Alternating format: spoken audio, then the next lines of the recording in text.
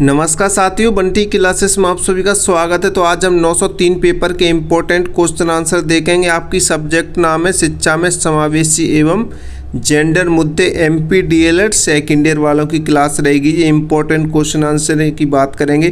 तो आपका जो पेपर है 903 ये 70 नंबर का आता है।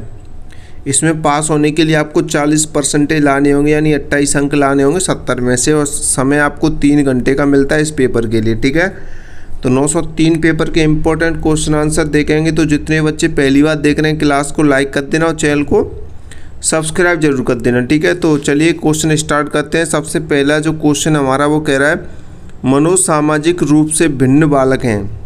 मनोसामाजिक रूप से भिन्न बालक हैं, वो कौन से बालक हैं? अपराधी बालक।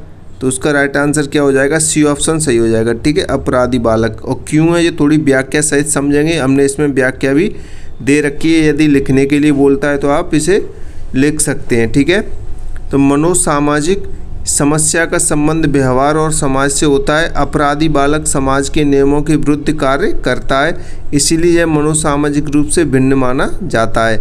बाकी विकल्प शारीरिक और बौद्धिक भिन्नता से जुड़े होते हैं। ठीक है, यहाँ पे जो 4 ऑप्शन दिए गए थे इसमें, तो एक तो समाज से जुड़ा हुआ है, बाकी सब किससे जुड़े हुए हैं? बाकी सारे शारीरिक बौद्धिक भिन्नता से जुड़े हुए हैं। ठीक है, प्रतिभाशाली, वाक दोष मुक्त और ये बहुविकलांग, ये शारीरिक बौद्धिक भिन्नता से जुड़े हुए हैं। लेकिन जो अपराधी बालक है वो समाज से जुड़ा हुआ है। ठीक है, क्लियर। नेक्स्ट क्वेश्चन देखते हैं। नेक्स्ट क्वेश्चन क्या कहता है?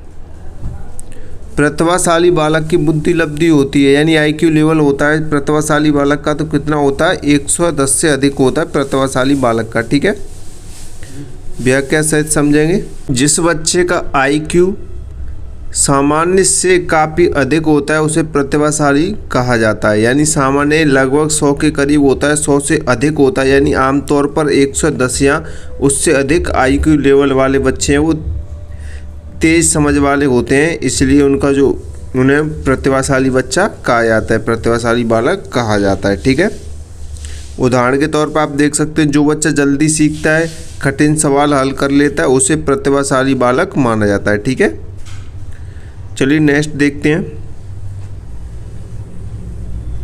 नेक्स्ट क्वेश्चन कह रहा है श्रवण बाधित बालकों के लिए प्रयोग होता है। श्रवण बाधित बालकों के लिए प्रयोग होता है तो क्या होता है? कौन सी लैंग्वेज? ब्रेल लिपि, सांकेतिक भाषा, भारतीय लिपि, यूनिकोड, यानी कि सांकेतिक भाषा। ठीक है, यानी श्रवण बाधित यानी कि जो बच्चे सुन नहीं सकते हैं उनके लिए आप सांकेतिक भाषा यूज कर सकते हैं, उन्हें संकेतों से समझा सकते हैं। क्लियर। यहाँ पे थोड़ी व्याख्या और समझेंगे इसमें। श्रवण बाधित जो सुन नहीं सकते, ठीक है, श्रवण बाधित भी होते हैं जो सुन नहीं सकते, बच्चे बोलकर नहीं बल्कि इशारों से संवाद करते हैं। ठीक है, इसलिए उनके लिए सांकेतिक भाषा का उपयोग किया जाता है, जैसे हाथ के इशारों से खाना पीना आना बताना। ठीक है, क्लियर।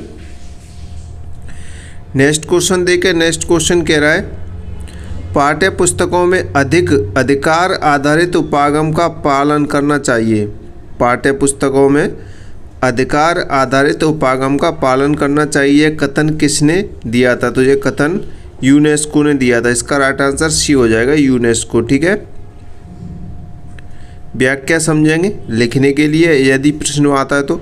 यूनेस्को शिक्षा में समानता, अधिकार और गुणवत्ता पर जोर देता है, इसलिए यह कहता है कि पाठ्य पुस्तकें बच्चों के अधिकारों को ध्यान में रखकर बनानी चाहिए। ठीक है, नेक्स्ट क्वेश्चन देखें। समाजीकरण का औपचारिक साधन है। समाजीकरण का जो औपचारिक साधन होता है वो क्या होता है? विद्यालय होता है। ठीक है, औपचारिक, बाकी सब अनौपचारिक में आते हैं। ठीक है, व्याख्या समझेंगे।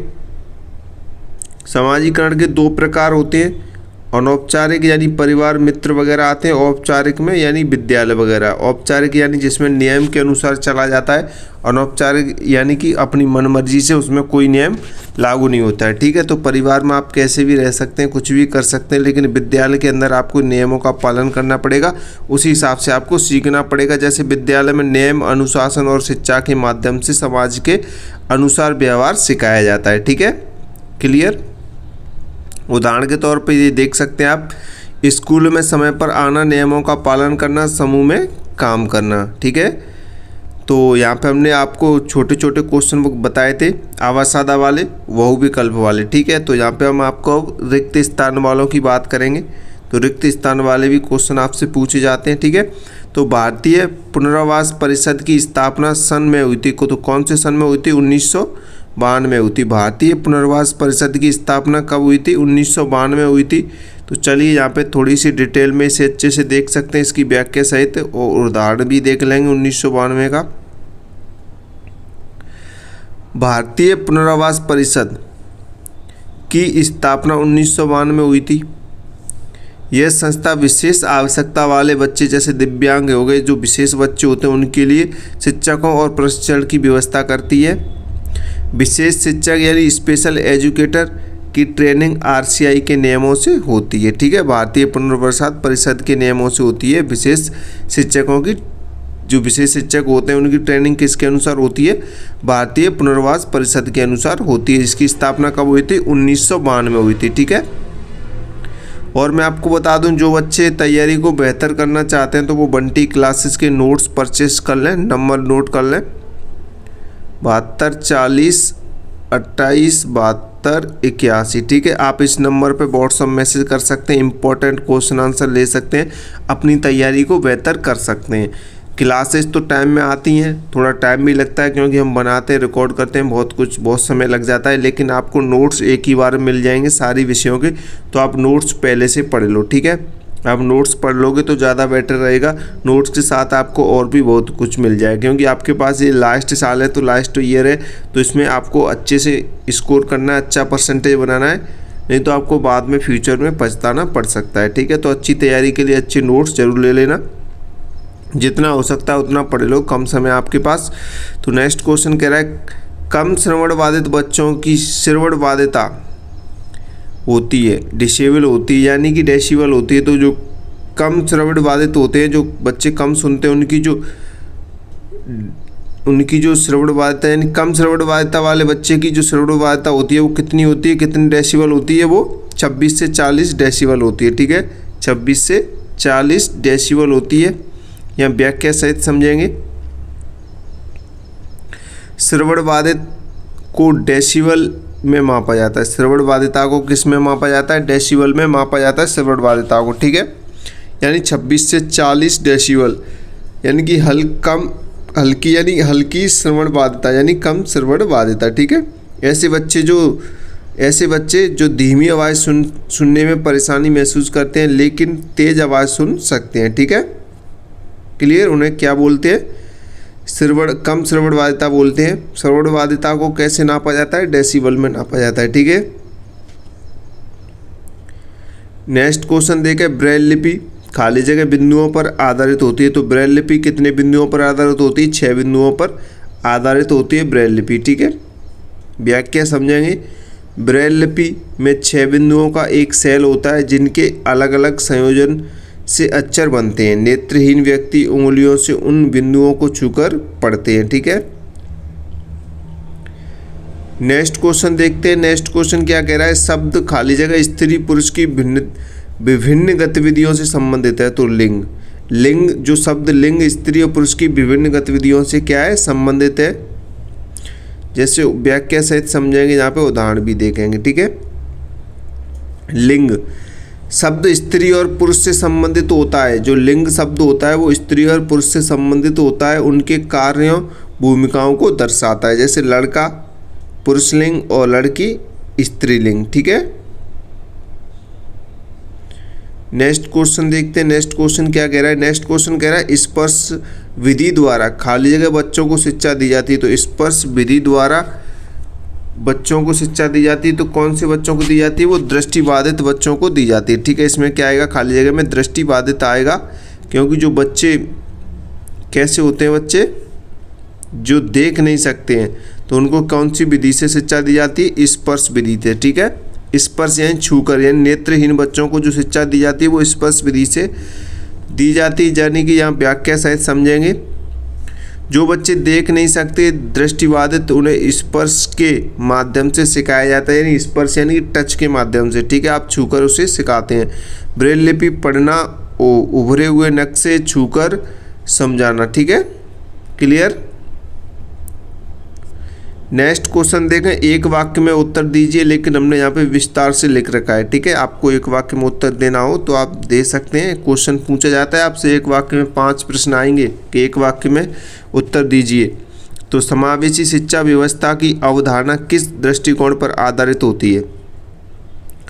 समावेशी शिक्षा व्यवस्था की अवधारणा किस दृष्टिकोण पर आधारित होती है? तो समावेशी शिक्षा व्यवस्था समानता, अधिकार और सभी बच्चों को लेकर साथ चलने के दृष्टिकोण पर आधारित होती है, ठीक है।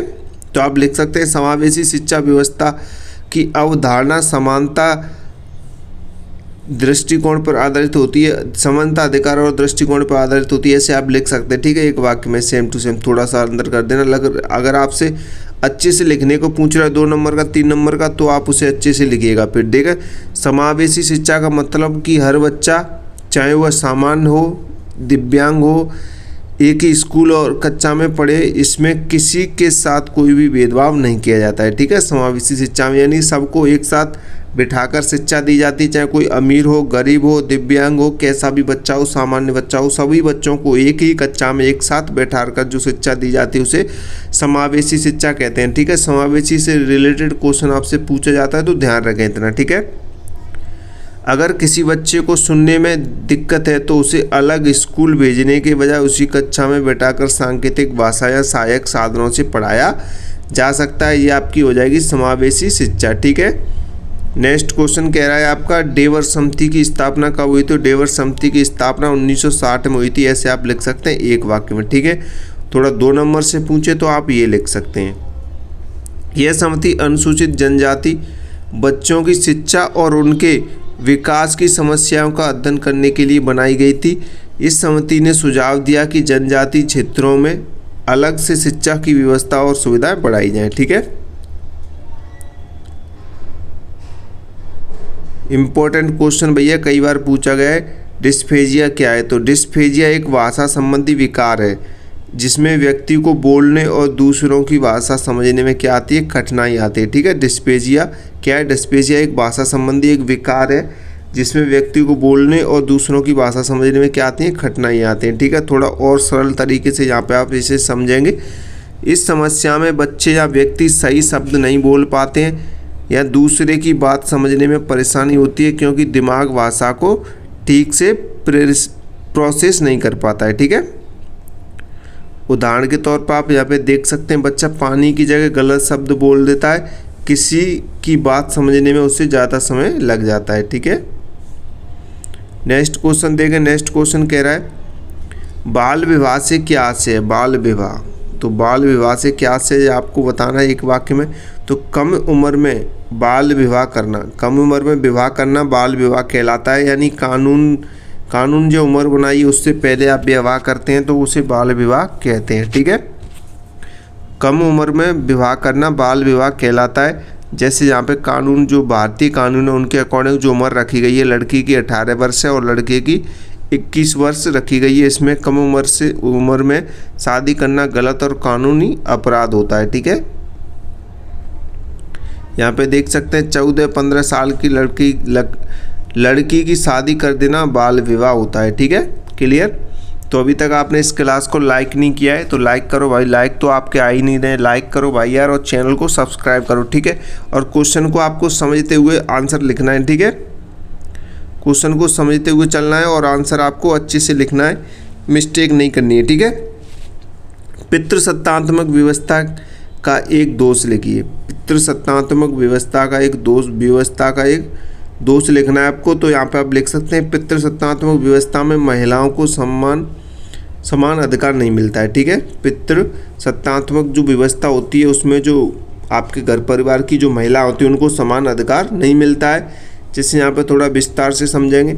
इस व्यवस्था में पुरुष का प्रभुत्व होता है, इस व्यवस्था में पुरुषों का प्रभुत्व होता है और महिला निर्णय लेने में पीछे रह जाती हैं, ठीक है। इसमें क्या होता है मैं आपको बता दूं, यानी कि जो सारी जो निर्णय लेते हैं घर के वो पुरुष ही लेते हैं, ठीक है। पुरुष जो कहेंगे वो ही होगा, महिलाओं को उसमें बीच में नहीं बोलने दिया जाता है, ठीक है। घर में पढ़ाई, नौकरी या शादी का फैसला केवल पुरुष ही ले सकते हैं पितृसत्तात्मक व्यवस्था में, ठीक है।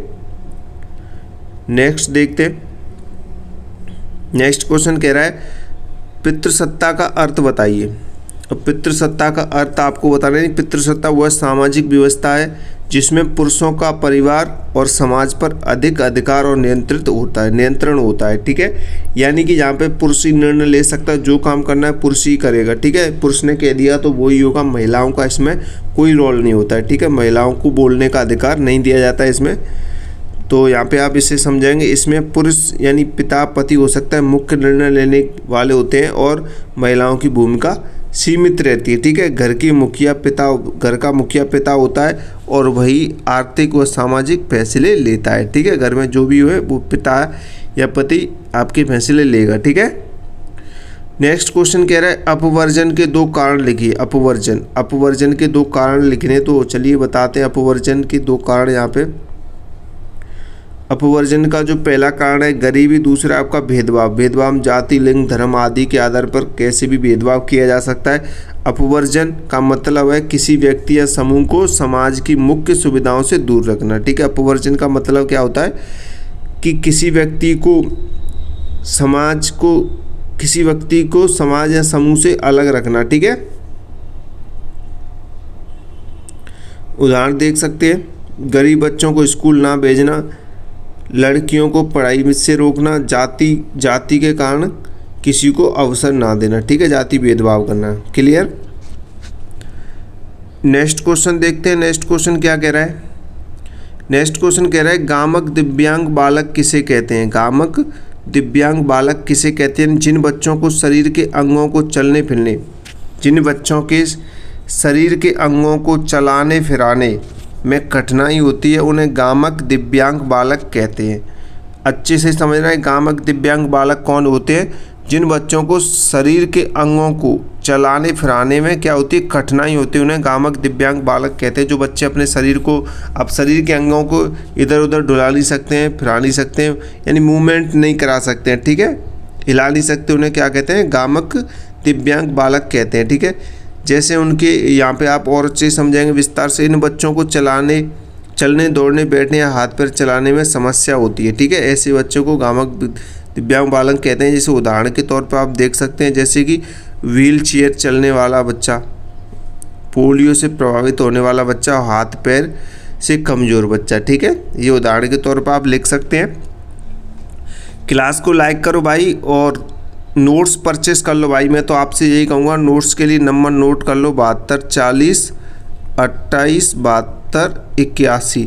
आप नोट्स ज़रूर परचेस कर लें भैया, नहीं तो आप बाद में पछताओगे। नोट्स से आपको जल्दी आप सारी सब्जेक्ट को पढ़ लोगे, ठीक है। क्योंकि हम जो क्लासेस करा रहे हैं, फर्स्ट ईयर की भी करा रहे हैं, सेकेंड ईयर की भी करा रहे हैं, और भी कई काम होते हैं, तो इस वजह से हम पूरा सब्जेक्ट का कोर्स कराने में थोड़े असमर्थ रह जाए। इसीलिए मैं आपसे बोल रहा हूँ कि आप ऑल सब्जेक्ट नोट्स पहले ही परचेस कर लो, उन्हें ख़रीद लो, तो आप उन्हें अच्छे से पढ़ लेंगे। 1-2 बार क्लासेस आएंगी, आप उन्हें भी देख लेना, ठीक है। तो नोट्स ज़रूर परचेस कर लें। तो जो हमारा क्वेश्चन है वो कह रहा है समावेशी शिक्षा की एक परिभाषा लिखिए कि समावेशी शिक्षा होती क्या है। तो समावेशी शिक्षा वह शिक्षा व्यवस्था है जिसमें सभी बच्चे चाहे वे सामान्य हो, दिव्यांग हो, एक ही विद्यालय और कक्षा में साथ पढ़ते हैं तथा सभी को समान अवसर, सहयोग और सुविधाएं दी जाती हैं, जैसे कि अभी थोड़ी देर पहले आपको हम समझाए थे, ठीक है। और यहाँ पे आप देखेंगे इसका जो मुख्य उद्देश्य है किसी भी बच्चा शिक्षा से वंचित ना रह जाए। इसमें सभी बच्चों को ज़रूरत के अनुसार पढ़ाने के तरीके बदले जाते हैं और कक्षा में एक दृष्टिबाधित बच्चे को ब्रेल लिपि और ऑडियो के माध्यम से पढ़ाना, जबकि बाकी बच्चे सामान्य किताब से पढ़ते हैं, ठीक है। यानी सभी बच्चों को, जैसे भी सभी बच्चे, कोई दिव्यांग बच्चा होगा, कोई सामान्य बच्चा होगा, कोई गरीब होगा, कोई अमीर हो, सभी बच्चों को एक साथ बिठाकर एक ही कक्षा में जो पढ़ाना होता है उसे हम क्या बोलते हैं, समावेशी शिक्षा बोलते हैं, ठीक है। सभी को समान शिक्षा प्रदान करना एक साथ।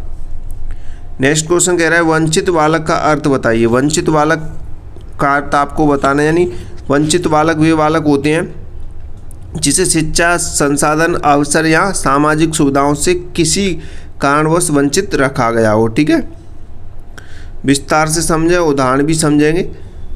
ऐसे बच्चे अक्सर गरीबी, जाति, लिंग भेदभाव या पारिवारिक समस्याओं के कारण पीछे रह जाते हैं। जैसे उदाहरण देकर गरीब परिवार का बच्चा जो फीस ना होने के कारण स्कूल नहीं जा पाता है और लड़की को पढ़ाई से रोक देना। ठीक है,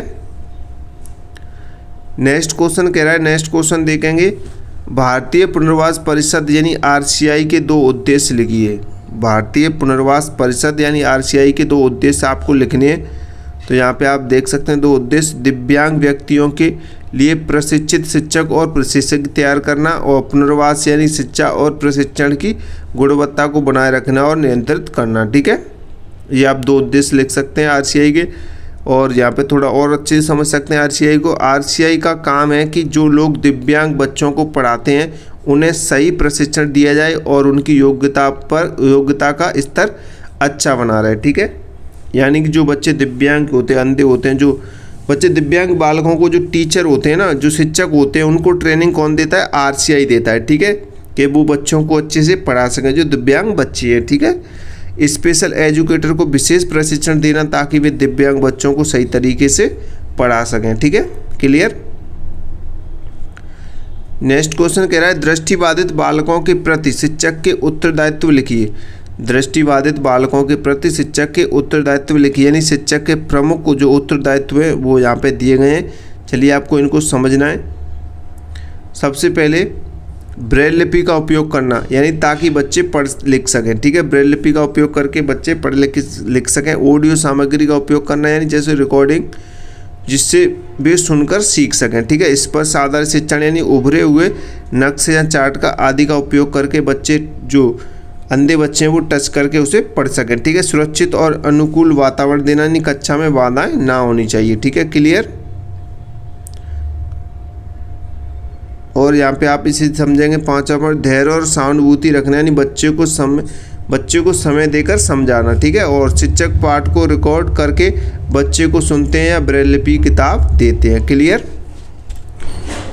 नेक्स्ट क्वेश्चन देखते हैं, श्रवण बाधित बालकों के प्रति शिक्षक के उत्तरदायित्व लिखिए। ठीक है, तो श्रवण बाधित बालकों के प्रति जो शिक्षक के उत्तरदायित्व होते हैं वो यहाँ पे लिखे गए हैं।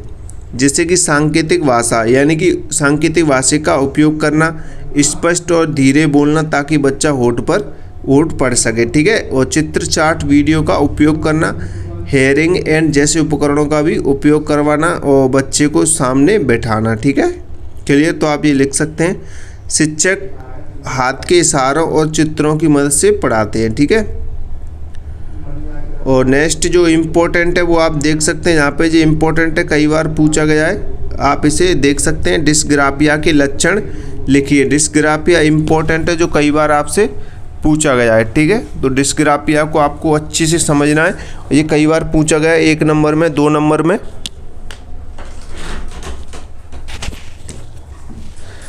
तो यहाँ पे इसे अच्छे से समझेंगे।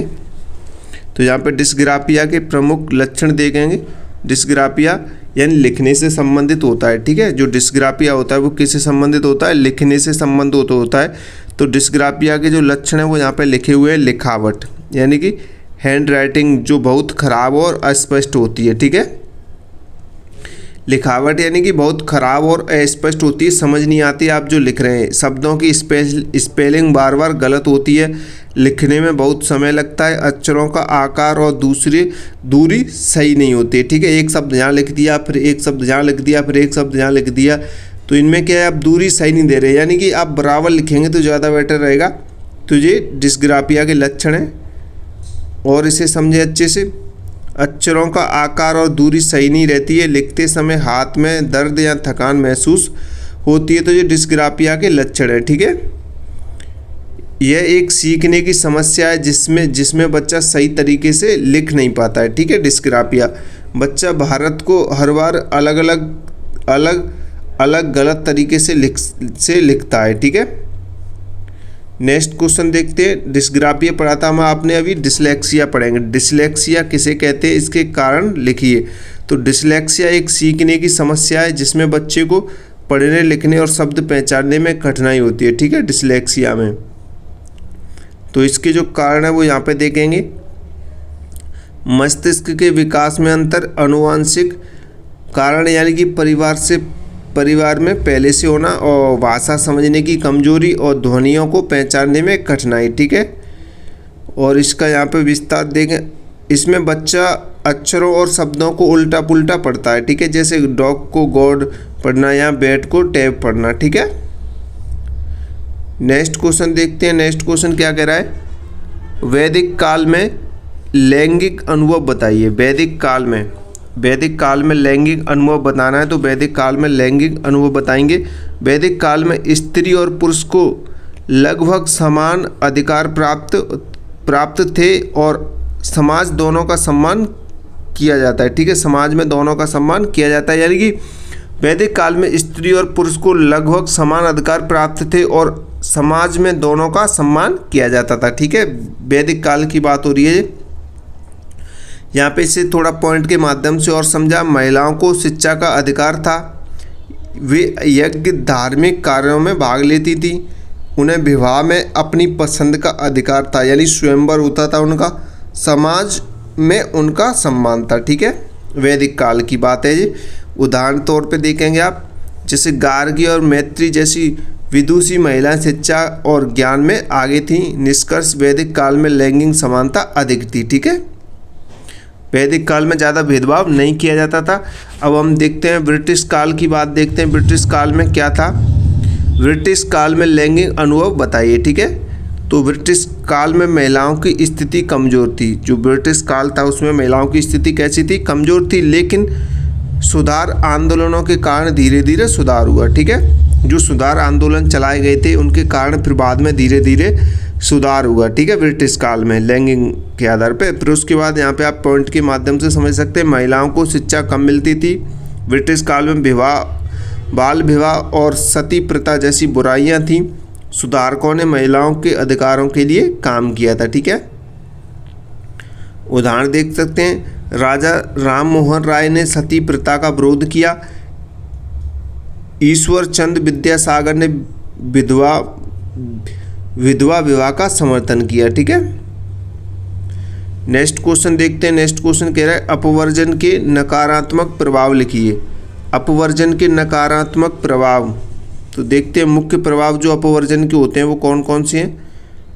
तो यहाँ पे देख सकते हैं, शिक्षा से वंचित, आत्मविश्वास में कमी, गरीबी और बेरोजगारी बढ़ना, सामाजिक भेदभाव और अलगाव और मानसिक तनाव और हीन भावना, ठीक है। तो विस्तार से और समझे उदाहरण सहित इसमें। जब किसी व्यक्ति को समाज या शिक्षा से अलग किया जाता है तो उसका विकास रुक जाता है, ठीक है। गरीब या दलित बच्चों को स्कूल में भेदभाव मिलने से वे पढ़ाई छोड़ देते हैं बीच में। अगर आपके साथ कोई भेदभाव करेगा, आपसे छुआछूत करेगा, नहीं ये नीची जाति का, मैं इससे नहीं बोलूँगा, तो आप कैसे पढ़ पाएंगे, आपका मन भी नहीं लगेगा क्लास में। तो इन सारी चीज़ों को आपको समझते हुए आराम से लिखना है। इनमें अपने शब्दों को ऐड करना है। भाई मैं आपको शॉर्ट में पढ़ा रहा हूँ, शॉर्ट दे रहा हूँ नोट, ताकि आप इसे पढ़ें, लेकिन आपको एग्जाम में ऐसे नहीं लिखना है। एग्जाम में तो और ज़्यादा लिखना है, बढ़ा चढ़ा के, ठीक है, अपने भाषा का प्रयोग करते हुए और अपने शब्दों को जोड़ कर, ठीक है। तो बेटी बचाओ बेटी पढ़ाओ योजना की गतिविधियाँ लिखिए। बेटी पढ़ाओ बेटी बचाओ योजना की यहाँ पे गतिविधियाँ देखें। जो मुख्य गतिविधियाँ वो थी यहाँ पे, बालिकाओं को जन्म को बढ़ावा देना, बालिकाओं के जन्म को बढ़ावा देना, लड़कियों की शिक्षा को प्रोत्साहित करना और समाज में जागरूकता फैलाना, बाल विवाह रोकना, स्कूल में लड़कियों की उपस्थिति बढ़ाना, ठीक है। तो ये सब बेटी बचाओ बेटी पढ़ाओ की मुख्य गतिविधियाँ थी यहाँ पे। और देखें, गांव में अभियान चलाकर लोगों को समझाना कि बेटियों को भी पढ़ाना चाहिए, ठीक है। बेटियों का पढ़ना भी ज़रूरी है, तभी वो अपने अधिकारों के लिए लड़ पाएंगी, ठीक है। तो समावेशी शिक्षा के मूल्यांकन की बाधाएं बताइए। तो यहाँ पे नेक्स्ट क्वेश्चन हमारा समावेशी शिक्षाओं के मूल्यांकन की बाधाएं बताइए, ठीक है। तो इसमें जो मुख्य बाधाएं समावेशी शिक्षा में वो देखेंगे। तो यहाँ में सभी बच्चों के लिए एक जैसा मूल्यांकन करना कठिन होता है, शिक्षकों की कमी और प्रशिक्षण का अभाव होता है, उचित संसाधनों की कमी होती है, अलग अलग ज़रूरतों को समझना मुश्किल होता है और समय की कमी होती है। यानी कि अब मैं आपको थोड़ा इन पॉइंट को समझा दूं, अगर आप समझना चाहें तो सभी बच्चों के लिए एक जैसा मूल्यांकन करना। हम बात करें समावेशी शिक्षा की, तो समावेशी में सब तरह के बच्चे होंगे, तो सभी तरह के बच्चों का आप मूल्यांकन नहीं कर सकते हैं, कठिन होगा, ठीक है। उसके बाद शिक्षकों की कमी और प्रशिक्षण का अभाव भी रहेगा इसमें, क्योंकि कोई बच्चा तो जो विकलांग है, कोई बच्चा सुन नहीं सकता है, जो कोई बच्चा देख नहीं सकता है, तो उनके लिए शिक्षकों की कमी रहेगी। सभी बच्चों के लिए अलग अलग शिक्षक चाहिए होते हैं और उचित संसाधनों की भी कमी रहेगी। वहाँ पे अलग अलग ज़रूरतों को समझना कठिन होगा, हर बच्चे की अलग ज़रूरत होगी, ठीक है। तो समय भी कम पड़ेगा इसमें, और थोड़ा यहाँ पे विस्तार से आप समझ सकते हैं। हर बच्चे की क्षमता अलग होती है, इसलिए एक ही परीक्षा से सही मूल्यांकन करना कैसा होगा, कठिन होगा, ठीक है। दृष्टिबाधित बच्चों को सामान्य लिखित परीक्षा देना क्या होगा, कठिन होगा, ठीक है। क्लियर, आप समझ रहे होंगे। नेक्स्ट क्वेश्चन कह रहा है हमारा, नेक्स्ट क्वेश्चन देखें, धीमी गति से सीखने वाले बालकों की समस्याएं लिखिए। जो बच्चे धीमी गति से सीखते हैं उनकी कौन कौन सी समस्या होती है उन बच्चों की, वो आपको लिखनी है, ठीक है। जो बच्चे धीमी गति से हैं उनके लिए पढ़ाई समझने में अधिक समय लगता है, ठीक है। बार बार भूल जाना होता है उनके लिए, आत्मविश्वास की कमी होती है, दूसरों से पीछे रह जाते हैं, और रुचि का कम होना, ठीक है, उनमें रुचि कम होती है। उदाहरण पे आप यहाँ पे देख सकते हैं, बच्चा बार बार समझाने पर भी जल्दी नहीं सीख पाता है, ठीक है। नेक्स्ट क्वेश्चन कह रहा है, लैंगिक समानता में पाठ्यक्रम की भूमिका का वर्णन कीजिए। लैंगिक समानता में पाठ्यक्रम की भूमिका का वर्णन करना है, तो यहाँ पे भूमिका देखेंगे, लड़का लड़की में समानता का संदेश देना, भेदभाव को खत्म करना, दोनों को समान अवसर देना, सकारात्मक सोच विकसित करना, महिलाओं के योगदान को शामिल करना, ठीक है। अब ये पॉइंट को अच्छे से लिख सकते हैं, थोड़ा और समझेंगे इसे अच्छे से। पाठ्यक्रम ऐसा होना चाहिए जिसमें लड़के और लड़कियों को बराबर दिखाया जाए और कोई भेदभाव ना होना चाहिए, ठीक है। किताबों में केवल पुरुष ही नहीं बल्कि महिलाओं की सफलता की कहानियाँ भी शामिल होनी चाहिए, ठीक है, करनी चाहिए। और यहाँ पे और देखें, औपचारिक शिक्षा में नामांकन में लिंग भेदभाव को समझाइए। औपचारिक शिक्षा में नामांकन में लिंग भेदभाव को समझाइए, यानी औपचारिक शिक्षा में नामांकन में लिंग भेदभाव का अर्थ है कि लड़कों और लड़कियों को स्कूल में प्रवेश यानी कि एडमिशन के अवसर समान रूप से नहीं मिलते हैं, ठीक है। नामांकन की बात हो रही है, यानी कि एडमिशन, जब लड़कों और लड़कियों का एडमिशन होता है स्कूल में औपचारिक शिक्षा में, तो उनके क्या नहीं होता है, उनको प्रवेश के अवसर क्या है, समान नहीं मिलते हैं, ठीक है। थोड़ा और विस्तार से समझेंगे उदाहरण सहित। यानी कई जगह लड़कों को पढ़ाई में प्राथमिकता दी जाती है और लड़कियों को पीछे रखा जाता है, यानी परिवार केवल बेटों को स्कूल भेजता है, बेटियों को घर के काम में लगा देता है, ठीक है। चलिए नेक्स्ट क्वेश्चन देखते हैं। नेक्स्ट क्वेश्चन क्या कह रहा है, नेक्स्ट क्वेश्चन कह रहा है, सामाजिक संरचना की विशेषताएं लिखिए। सामाजिक संरचना की विशेषताएं, सामाजिक संरचना की मुख्य विशेषताएं यहाँ पे, तो चलिए लिखते हैं। व्यवस्थित संरचना, समाज अलग अलग भागों या परिवार, शिक्षा, धर्म से मिलकर बना होता है। स्थायित्व यानी कि यह लंबे समय तक बनी रहती है। परस्पर संबंध यानी सभी भाग एक दूसरे से जुड़े होते हैं। भूमिका और दर्जा यानी कि हर व्यक्ति का समाज में एक स्थान और काम होता है, ठीक है। आप इन्हें अच्छे से पढ़ें, नोट्स और परचेस कर लें भाई, अच्छा स्कोर चाहते हैं तो। नियम और मूल्य यानी समाज नियमों और मान्यताओं पर क्या चलता है, ठीक है। परिवार, स्कूल और समाज मिलकर एक संरचना बनाते हैं जहां हर किसी की अलग भूमिका होती है। क्लियर। नेक्स्ट क्वेश्चन देखते हैं। नेक्स्ट क्वेश्चन कह रहा है, लैंगिक समानता को सुदृढ़ बनाने में शिक्षक की भूमिका बताइए। लैंगिक समानता को सुदृढ़ बनाने में शिक्षक की भूमिका यहाँ पे देखेंगे, तो आप पॉइंट के माध्यम से देखेंगे शिक्षक की भूमिका।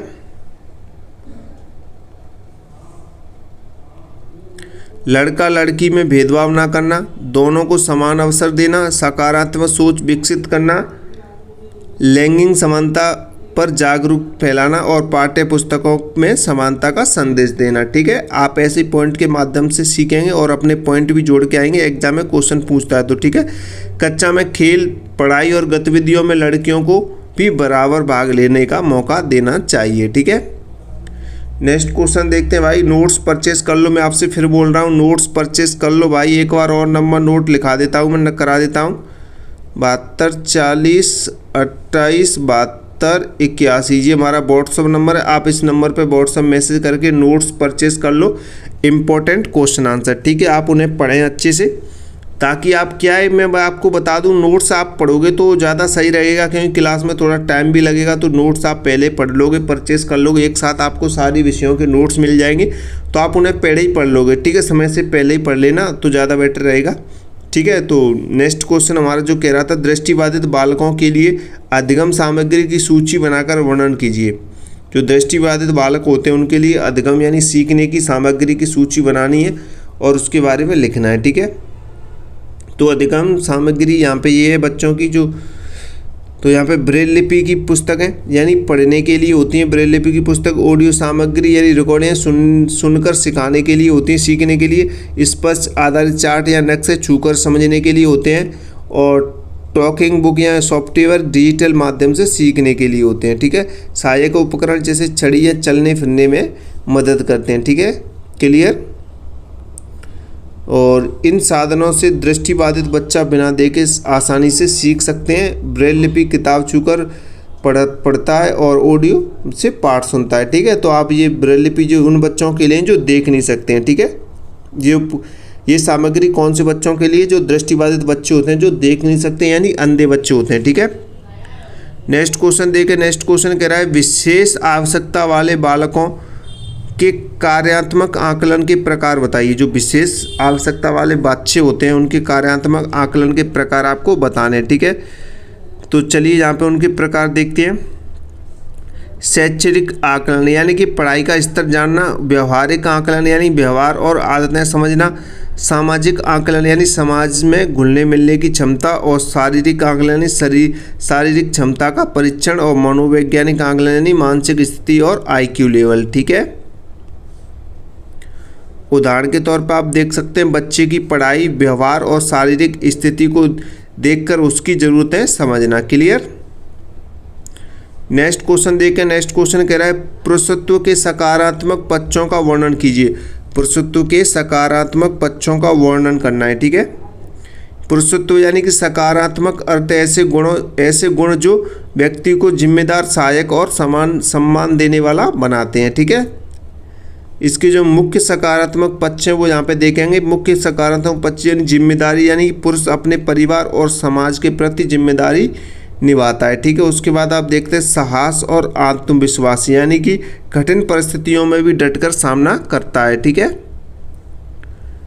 और तीसरा आपका हो जाएगा नेतृत्व क्षमता, यानी समूह को सही दिशा देने की क्षमता होती है, ठीक है। चौथा देखा संरक्षण, यानी परिवार और समाज की सुरक्षा का ध्यान रखता है। सहयोग और सहानुभूति यानी कि दूसरों की मदद करना और उनकी भावनाओं को समझना, ठीक है। सम्मान की भावना यानी महिलाओं और दूसरों के अधिकारों का सम्मान करना, क्लियर। नेक्स्ट देख, इसका थोड़ा विस्तार से और समझे। आज के समय में सही पुरुषत्व का मतलब सिर्फ ताकत नहीं है, बल्कि समझदारी, समानता और सहयोग भी होता है, ठीक है।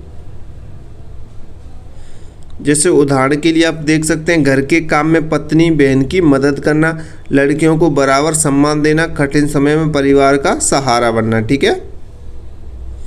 नेक्स्ट क्वेश्चन देखते हैं। नेक्स्ट क्वेश्चन कह रहा है, नारीवाद की विशेषताओं का वर्णन कीजिए। नारीवाद, तो नारीवाद क्या होता है यहाँ पे देखेंगे। नारीवाद एक सामाजिक आंदोलन है जो स्त्री पुरुष समानता और महिलाओं के अधिकारों की रक्षा के लिए काम करता है, ठीक है। नारीवाद, इसकी जो मुख्य विशेषताएं वो यहाँ पे लिखी हुई हैं, देखेंगे।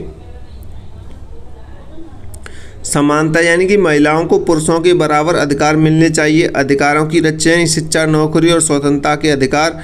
भेदभाव का विरोध यानी कि लिंग के आधार पर भेदभाव का विरोध करना चाहिए, ठीक है। और देखें इसकी विशेषताएं। शिक्षा और जागरूकता यानी महिलाओं को शिक्षित और जागरूक बनाना चाहिए। स्वतंत्रता यानी अपने निर्णय खुद लेने का अधिकार होना चाहिए। सशक्तिकरण यानी महिलाओं को आत्मनिर्भर और मजबूत बनाना, ठीक है। और समझे यहाँ पे विस्तार से, नारीवाद समाज में महिलाओं की स्थिति सुधारने और बराबरी दिलाने का प्रयास करता है, ठीक है। नारीवाद की बात हो रही है। उदाहरण के लिए आप यहाँ पे देख सकते हैं, लड़कियों को पढ़ाई और नौकरी के समान अवसर देना, दहेज प्रथा और बाल विवाह का विरोध करना, ठीक है। नेक्स्ट क्वेश्चन देखते हैं। नेक्स्ट क्वेश्चन क्या कह रहा है, बालिका शिक्षा की समस्याओं का वर्णन कीजिए। तो इस क्वेश्चन से कराने से पहले मैं आपको बताऊंगा, आपने लाइक नहीं किया है क्लास को, जिन जिन बच्चों ने ईमानदारी से लाइक नहीं किया वो लाइक करेंगे और कमेंट करेंगे, ठीक है। कमेंट करो, और जो बच्चे चैनल को सब्सक्राइब नहीं किए वो सब्सक्राइब भी करो, ठीक है। सब्सक्राइब करो, इंपॉर्टेंट क्वेश्चन आंसर आपके लिए लेके आ रहे हैं, तो सब्सक्राइब जरूर कर देना। भारत में बालिका शिक्षा कई सामाजिक और आर्थिक कारणों से प्रभावित होती है, ठीक है। तो कौन कौन से समस्याएं वो देखेंगे यहाँ पे। सबसे पहली जो समस्या है गरीबी है, हर चीज़ में गरीबी चलती है। परिवार पैसे की कमी के कारण लड़कियों को स्कूल नहीं भेजते हैं, ठीक है। बाल विवाह यानी कम उम्र में शादी होने से पढ़ाई छूट जाती है बच्चों की। लैंगिक भेदभाव यानी लड़कियों को ज़्यादा महत्व नहीं दिया जाता है लड़कों के अकॉर्डिंग, ठीक है। और देखें यहाँ पे सुरक्षा की कमी, एक ये भी समस्या है। स्कूल दूर होने से सुरक्षा के डर से लड़कियों को नहीं जा पाती, लड़कियां नहीं जा पाती हैं स्कूल पढ़ने के लिए, ठीक है। स्कूल की कमी यानी कि शौचालय, शिक्षक और संसाधनों की कमी होती है। परिवार की सोच यानी लड़कियों को पढ़ाने की ज़रूरत नहीं है जैसी सोच रखने वाले भी कुछ परिवार होते हैं, इसलिए लड़कियों को स्कूल नहीं भेजते हैं, ठीक है। और उसके बाद है आपका जो घरेलू काम बोझ है, लड़कियों को घर के काम में लगा दिया जाता है, ठीक है। इन सभी कारणों से लड़कियां पढ़ाई पूरी नहीं कर पाती हैं और समाज में पीछे रह जाती हैं, ठीक है। तो एग्जाम्पल भी आप देख सकते हैं यहाँ पे। तो गांव में लड़कियों को स्कूल भेजने के बजाय घर के काम में या छोटे भाई बहनों की देखभाल में लगा दिया जाता है। तो भाई मैं आपको बता दूं, ये क्वेश्चन मैं आपको करा रहा हूँ, शॉर्ट करा रहा हूँ, मैं आपको और क्लियर कर देता हूँ। आपको इनके आंसर अपनी मर्जी से भी लिखने हैं, बना कर, तभी आपको अच्छा नंबर मिलेगा। ऐसे नहीं कि आप ऐसे मैंने लिखा है वैसे ही आप लिख दें। अगर मैं आपको पूरी डिटेल में 100 से 150 शब्दों का आंसर लिख के दूंगा तो आप उसे अच्छे से नहीं पढ़ पाएंगे, ना मैं क्लास में पढ़ा पाऊंगा, एक ही क्वेश्चन करा पाऊंगा आधे घंटे में, ठीक है। इसलिए मैं आपको सारे क्वेश्चन शॉर्ट में करा रहा हूँ। इन्हीं क्वेश्चनों को आपको आराम से इन पॉइंट के माध्यम से समझकर और अपनी तरफ से जोड़कर लिखना है, ठीक है, परीक्षा में। नेक्स्ट क्वेश्चन कह रहा है समावेशी पाठ्यक्रम की विशेषताओं का वर्णन कीजिए, ठीक है। समावेशी पाठ्यक्रम की विशेषताओं का वर्णन कीजिए। समावेशी पाठ्यक्रम ऐसा पाठ्यक्रम होता है जो बच्चों यानी सामान्य और दिव्यांग की ज़रूरतों को ध्यान में रखकर बनाया जाता है, ठीक है। तो इसकी जो मुख्य विशेषताएं यहाँ पे देखेंगे, मुख्य विशेषताएं कौन कौन सी हैं। समान अवसर यानी कि सभी बच्चों को सीखने का समान मौका मिलता है। लचीलापन यानी अलग अलग बच्चों की ज़रूरत के अनुसार बदलाव किया जा सकता है। विविधता का सम्मान यानी कि हर बच्चे की क्षमता और भिन्नता को स्वीकार करना होता है, ठीक है। और यहाँ पे देखें भेदभाव रहित यानी किसी के साथ भेदभाव नहीं किया जाता है। इसमें सहायक सामग्री यानी ब्रेल, ऑडियो, चित्र आदि का उपयोग किया जाता है। सक्रिय भागीदारी यानी सभी बच्चों को गतिविधियों में शामिल करना। और देखें यहाँ पे व्यक्तिगत ध्यान यानी हर बच्चे की ज़रूरत के अनुसार पढ़ाना होता है, ठीक है। और यहाँ पे इसे अच्छे समझें। इसमें शिक्षा को ऐसा बनाया जाता है कि कोई भी बच्चा पीछे ना रहे, ठीक है, कोई भी बच्चा पीछे ना रहे। एक ही पाठ को अलग अलग तरीके से यानी चित्र, ऑडियो, खेल से समझाना ताकि सभी बच्चे सीख सके, ठीक है। तो नेक्स्ट क्वेश्चन देखते हैं। लेखन योग्यता यानी कि डिस्ग्राफिया के कारणों का वर्णन कीजिए। लेखन योग्यता यानी डिस्ग्राफिया के कारणों का आपको क्या करना है, वर्णन करना है, ठीक है।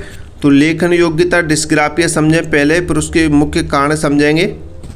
लेखन योग्यता यानी कि डिस्ग्राफिया सीखने की एक समस्या है। लेखन अयोग्यता है जी, ठीक है। लेखन अयोग्यता यानी डिस्ग्राफिया एक सीखने की समस्या है जिसमें बच्चे को सही तरीके से लिखने में क्या आती है, कठिनाई आती है, ठीक है। समस्याएं आती हैं बच्चों को सीखने में, ठीक है। इसे डिस्ग्राफिया कहते हैं, कई बार पूछा गया है ये। तो इसके जो मुख्य कारण है जो भी हैं वो आप इसे यहाँ पे देखेंगे, समझेंगे, ठीक है। मस्तिष्क के विकास में कमी यानी कि दिमाग के उस हिस्से में समस्या जो लिखने और भाषा को नियंत्रित करता है, ठीक है। दूसरा देखेंगे सूक्ष्म मोटर कौशल, आप भी इसे पढ़ें, ठीक है। सूक्ष्म मोटर कौशल की कमजोरी यानी हाथ और उंगलियों का सही नियंत्रण ना होना। और देखें यहाँ पे हाथ आंख समन्वय की कमी यानी जो देखते हैं उसे सही तरीके से लिख नहीं पाते हैं, ठीक है। चौथा पॉइंट देखें, स्मरण शक्ति की कमजोरी यानी कि अक्षर और शब्द या याद रखने की कठिनाई। ध्यान की कमी यानी कि बच्चा लिखते समय ध्यान केंद्रित नहीं कर पाता है। गलत शिक्षण पद्धति यानी शुरू से सही तरीके से लिखना ना सिखाया जाना, ठीक है, ये डिस्ग्राफिया की कमी है। आनुवांशिक कारण यानी परिवार में पहले से यह समस्या होना, ठीक है, आपके परिवार में डिस्ग्राफिया की समस्या होगी तो ये आनुवांशिक की भी कमी हो सकती है कि आपके आने वाले बच्चों में भी डिस्ग्राफिया की कमी देखने को मिले, ठीक है, डिस्ग्राफिया देखने को मिले। तो यहाँ पे देख सकते हैं बच्चा किताब को हर बार अलग अलग गलत तरीके से लिखता है, उसकी लिखावट बहुत खराब और अस्पष्ट होती है, ठीक है। नेक्स्ट क्वेश्चन कह रहा है निषक्तजन अधिनियम, निषक्तजन अधिनियम के प्रावधानों का वर्णन कीजिए, ठीक है। पीडब्ल्यूडी के बारे में बात हो रही है, यानी कि पर्सन्स विद डिसेबिलिटी एक्ट, यानी कि पीडब्ल्यूडी एक्ट के प्रावधानों का वर्णन कीजिए कि पीडब्ल्यू एक्ट के बारे में, ठीक है। तो यहाँ पे थोड़ा समझेंगे। निषक्तजन अधिनियम यानी पीडब्ल्यूडी एक्ट दिव्यांग व्यक्तियों के अधिकारों की रक्षा उन्हें समान अवसर देने के लिए बनाया गया था, ठीक है। पीडब्ल्यू एक्ट किस लिए बनाया गया? जो दिव्यांग बच्चे हैं, जो व्यक्ति हैं, उनके अधिकारों की रक्षा और उन्हें समान अवसर देने के लिए बनाया गया था पीडब्ल्यू एक्ट, ठीक है। तो इसके जो मुख्य प्रावधान है वो यहाँ पे देखेंगे। समान अवसर यानी कि दिव्यांग व्यक्तियों को शिक्षा, नौकरी और समाज में बराबर अवसर मिलने चाहिए। शिक्षा की कमी, ठीक है, दिव्यांग बच्चों के लिए मुक्त और अनिवार्य शिक्षा की व्यवस्था, ठीक है।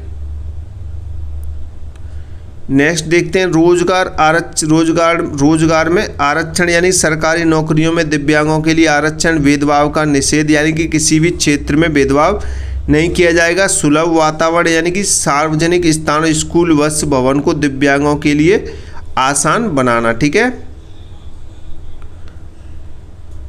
और देखें यहाँ पे पुनर्वास सेवाएं यानी चिकित्सा, शिक्षा और प्रशिक्षण की सुविधाएं देना। सामाजिक सुरक्षा यानी कि पेंशन, सहायता और कल्याण योजनाएं देना, ठीक है। तो आप इन्हें अच्छे से पढ़े। उदाहरण के तौर पे आप इसे देख सकते हैं, स्कूलों में रैंप बनाना ताकि व्हील चेयर वाले बच्चे आसानी से जा सकें। दिव्यांग बच्चों को मुफ्त शिक्षा और विशेष शिक्षक उपलब्ध कराना, ठीक है, दिव्यांग बच्चों के लिए। तो आपने अभी तक इस क्लास को लाइक नहीं किया है तो लाइक कर देना और चैनल को सब्सक्राइब कर देना, ठीक है। बंटी क्लास है यूट्यूब चैनल को सब्सक्राइब कर दो। जितने भी बच्चे हैं जो पहली बार जुड़ रहे हैं, जिन्होंने सब्सक्राइब नहीं किया है अभी तक, वो सब्सक्राइब कर दें आगे की और भी न्यू इंपॉर्टेंट क्वेश्चन आंसर की क्लास देखने के लिए, ठीक है। चैनल को सब्सक्राइब करें और क्लास को लाइक करें। तो यहाँ पर मैं आपको बता दूँ, अभी तक आपने बंटी क्लासेस के नोट्स परचेस नहीं किए तो नोट्स परचेस कर लो। यहाँ पे आपको ये नंबर दिखाई दे रहा है 72 40 28 72 81, ठीक है। इस नंबर पे व्हाट्सएप मैसेज करके आप इंपॉर्टेंट क्वेश्चन आंसर ले सकते हैं। सरल और आसान भाषा में लिखे हुए नोट्स हैं, आप जिन्हें पढ़कर आप अच्छी परसेंटेज बना सकते हैं। सभी विषयों के आपको एक साथ नोट्स मिल जाएंगे, ठीक है। क्लासेस आने में लेट होती हैं तो आप नोट्स पढ़ लें। सबसे पहले नोट्स को आपको एक साथ पढ़ने सभी सब्जेक्ट के मिल जाएंगे, ठीक है। तो यहाँ आज की क्लास हम यहीं पे समाप्त करते हैं। जो आपकी 903 पेपर की पहली क्लास कंप्लीट होती है, ठीक है। 903 पेपर की पहली क्लास कंप्लीट होती है। अब आगे आपकी दूसरी क्लास लेके आएंगे, ठीक है। तो दूसरी क्लास भी आपकी जल्दी देखने को मिलेगी। 903 पेपर की शिक्षा में समावेशी एवं जेंडर मुद्दे जो आपकी सब्जेक्ट नाम है, ठीक है। तो चलिए मिलते अगली नई क्लास में। जय हिंद, जय भारत।